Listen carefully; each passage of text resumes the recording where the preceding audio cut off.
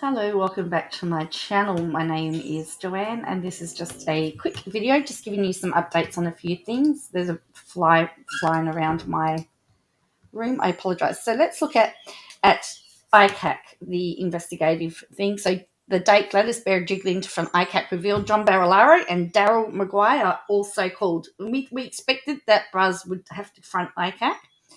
So former New South Wales Premier Gladys Berejiklian's office was particularly interested in a grant for a gun club, which her then boyfriend was pursuing, a departmental director has told the state's corruption watchdog.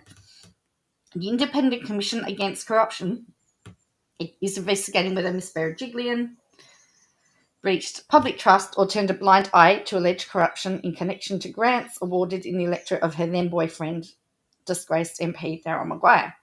According to a witness list published by the watchdog this morning, Ms Berejiklian is due to be called before ICAC on Thursday and Friday. Mr Maguire will appear on Wednesday, while former Deputy Premier John Barilaro is expected to be called on Monday. What a shame I have training to do on Monday for my new job, because otherwise I'll be watching ICAC.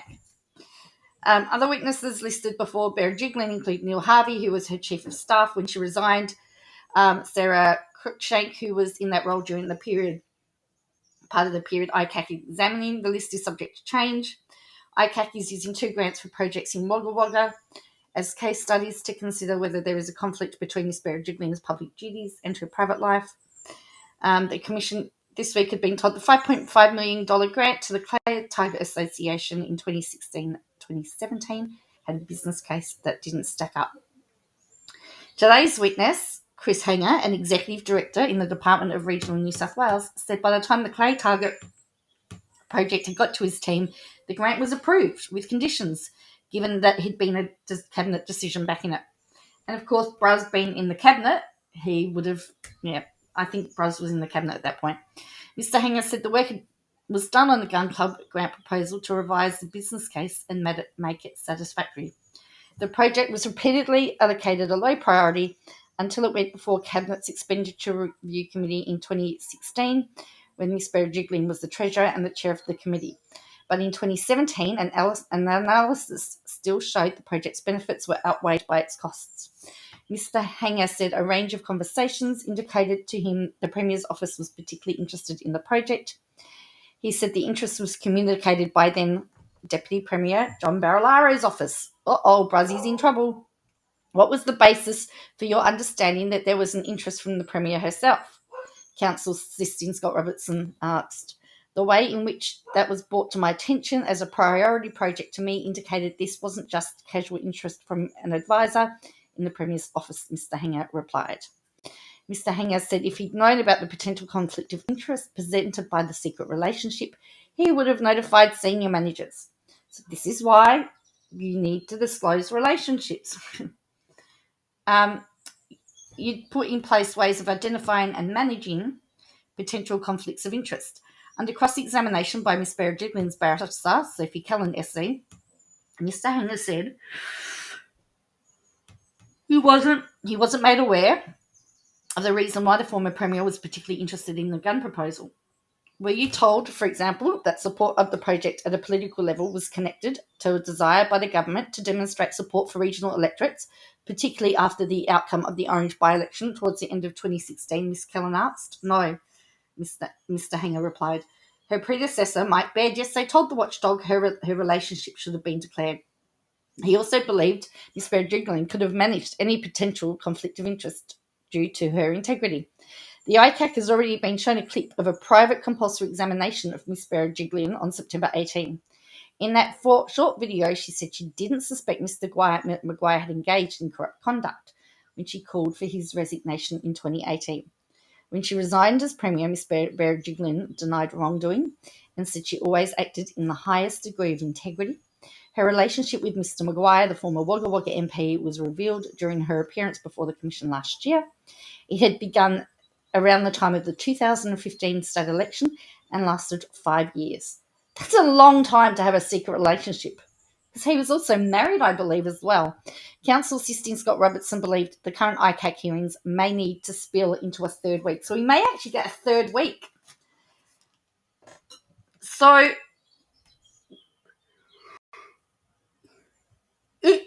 It would seem on the face of it that the fact that this relationship was not declared seemed to be very, very problematic.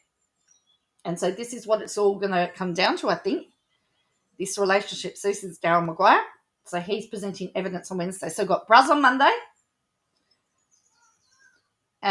Maguire on Wednesday, and Berejiklian on Thursday and Friday. Wow, hey? Tell me what you think about what's coming out of ICAC.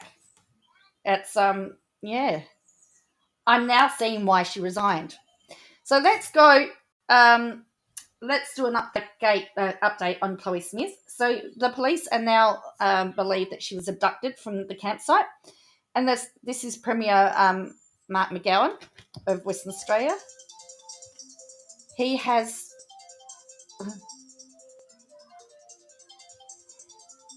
Oh, that's interesting. Sorry, that's my phone. He has put $1 million reward for any information. So police say they believe a 4-year-old girl who vanished from a campsite in a remote part of the state on Saturday was abducted, with the WA government now offering $1 million reward for information about her disappearance. The reward will be offered for information that leads to Cleo Smith being found or to arrest or convict anyone involved in her disappearance. So the girl was last seen at her parents' tent in a campsite north of Carnarvon on Saturday morning. After an extensive air, land, sea search, they've not found her. Her parents woke on Saturday morning. Both Cleo and her sleeping bag were gone, and the tent was unzipped. We're hopeful we will find Cleo alive, but we hold grave fears for her safety, Detective Superintendent Rod Wild said. Given the information we have now gleaned from the scene, the fact the search has gone on for this period of time leads us to believe she was taken from the tent. So there's over 100 officers have been assigned. However, there has been no one questioned over her disappearance nearly a week after she vanished. Her disappearance strikes the heart of every Western Australian, and I am here to reassure the community that everything that can be done is being done, he said. They've also got the Australian Defence Force in looking as well, so that's ADF personnel. Someone in the community must know what happened to Cleo. Someone has knowledge that can help, and now there is a million reasons why you need to come forward. The cooperation of the community is what we are urgently seeking.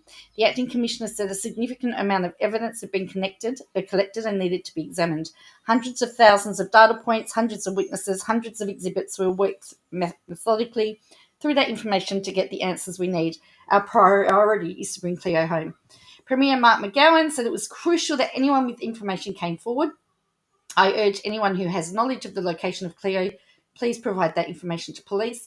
The campsite is about 1,000 kilometres north of Perth and 70 kilometres from the gas-scoring town of Carnarvon. So it's literally in the middle of nowhere. Earlier this week, Cleo's mother made an emotional plea for information about the disappearance, saying she had no idea what happened to her daughter. Detective Superintendent Wild said police were appealing for information around the country, saying that their search now stretched beyond WA's borders. We have been in touch with all jurisdictions around Australia, and if anyone nationwide has information that could be relevant, contact Crime Stoppers. We have got the nation looking for Cleo. Today's announcement is to say everybody needs to be looking for Cleo. Look at people who have acted strangely since the 16th of October. Look at people who have been in that area, ask questions. We're keeping a very open mind in this investigation. Officers have released pictures of the clothes she was believed to be wearing at the time and a replica of the sleeping bag. Acting Commissioner Blanche said the search at the campsite would enter a new phase within the next 24 hours. The land search for a person wandering off will conclude. The search for evidence and exhibits continues. We will keep people up there. We will keep searching. Earlier, Ms. Smith took to social media to plea for the safe return of her daughter and to implore anyone with information to contact police. Meanwhile, the search for Cleo in the area surrounding the campsite remained in full swing today. Several kilometres down the only sealed road leading to the campsite, SES volunteers and ADF personnel were conducting line searches. Teams of 10 or so were standing a few metres apart, stretching dozens of metres into thick coastal scrub and walking in a straight line, checking for anything of interest. Further down the Blowholes Road towards the rugged coast, the police-mounted section again saddled up using horses to resume scouring some of the harder-to-access dunes in the area. Atop a hill next to the lighthouse, two men from the ADF had their faces buried in screens, monitoring the video feed coming from a military search drone, searching from the sky for any sign of Cleo. In Carnarvon, the 4-year-old's primary school, St. Mary's Star of the Sea Catholic School, made psychologists available to students and staff. The school community is praying for Cleo and her family, the school said in a statement. Sorry, I just got really emotional reading that they've got psychologists now already, because we forget it just doesn't affect the immediate family. There's a whole community, and Cleo's school, all her school, all her school friends are affected as well. So the fact that the school's made psychologists available for that, I think, is really, really good. So if you have any information for Cleo, please call Crime Stoppers. So you can go to the website crimestoppers.com.au if you're not in Australia. But if you're in Australia, call Crime Stoppers. We've got to find her. That beautiful little girl deserves to be safe. So I just got really emotional and here I am I've been doing really well. Okay, so my final thing for today is that we've got more ex-politicians in trouble. I tell you what, Australia. Eddie Obeid jailed, then immediately given bail over mine conspiracy. So he's in former New South Wales. So we're back in New South Wales. Former New South Wales Minister Eddie Obeid was jailed over a mine licence conspiracy, then released on bail minutes later after his lawyers appealed, saying the 77-year-old could get COVID while behind bars.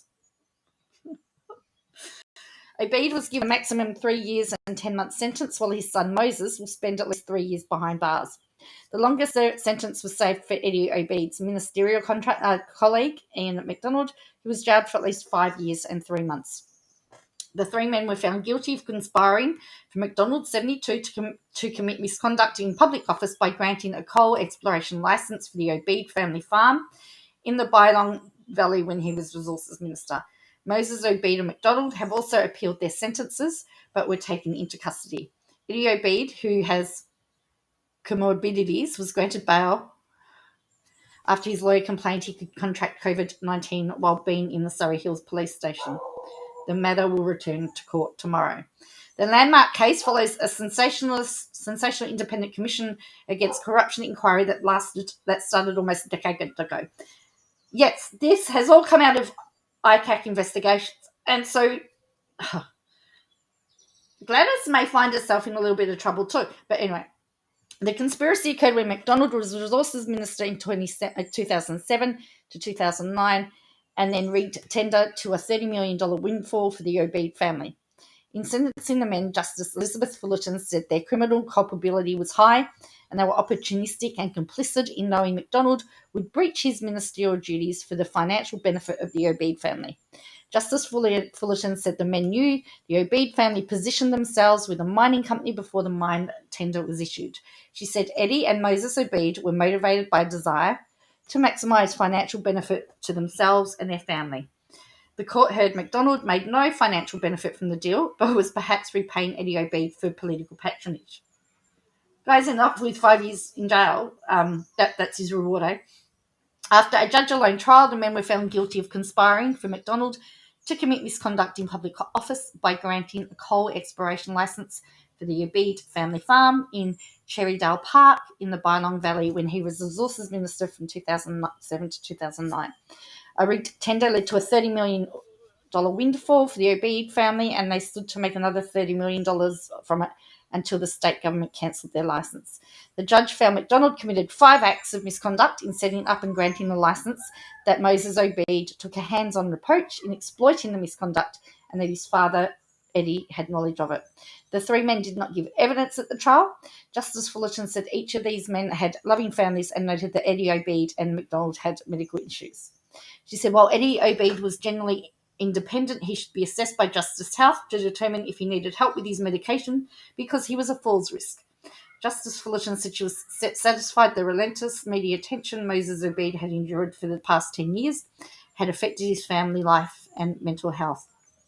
The judge said there was around 200 COVID cases in 3 Sydney jails, but the situation was not static and there was There is a physical and psychological effect of lockdown on prisoners' health.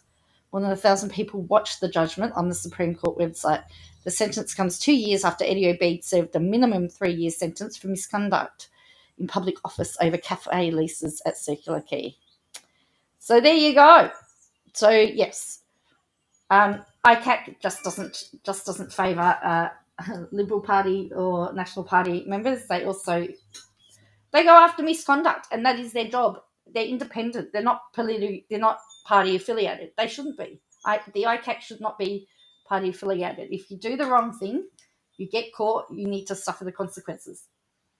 So that, I guess, EDOB is the end result of the ICAC investigations. So anyway, we'll see what happens. So thank you for watching. Please make sure you hit the like button, subscribe button. I'll be back live tomorrow at this stage. I don't think anything else is happening. Yes, I did get the job the fitness test that I had to do. I got that job.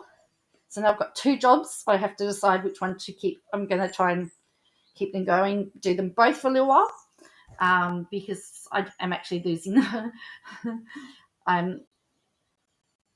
Life is changing at the moment. I'm doing really well. I'm quite happy. And yes, my life is still all over the place as far as my little situation's concerned.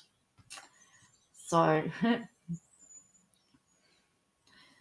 anyway, thank you for watching. I really appreciate you all and all your support and all your love and all your cares.